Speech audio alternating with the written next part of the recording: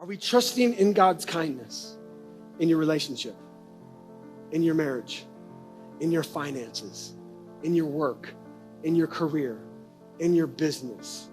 Are we trusting in God's kindness? No matter what circumstance or situation that we're in today, do we believe that we serve a kind God, that no matter what we're going through, the end result will be us experiencing the kindness of God? Man, this just hit me strong this week. Like, wow, am I trusting in God's kindness?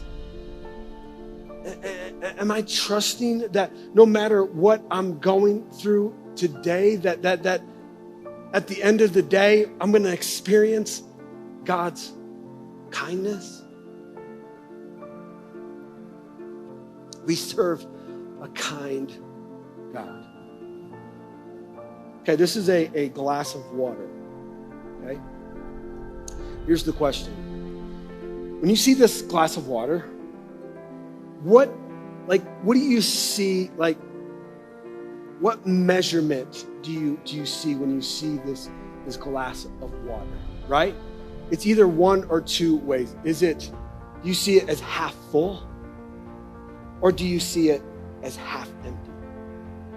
Okay?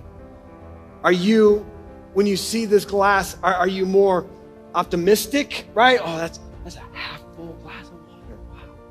Or do you lean more pessimistic, right? Like, oh, it's half empty, right? When you see things in your life, when situations and circumstance come, where do you lean? Do you lean optimistic? Oh, it's going to get better. It's fine, right? Like, the economy's going to get better. We'll get out of this thing, right? Or are you pessimistic and you just keep going in the negative? Okay, here's the issue with negative thoughts, okay? Here's the issue with negative thoughts and allowing negative thoughts and negative emotions to stay in our hearts and our minds, is that negative emotions repel the kindness of God. Negative emotions and negative thoughts repel the kindness of God.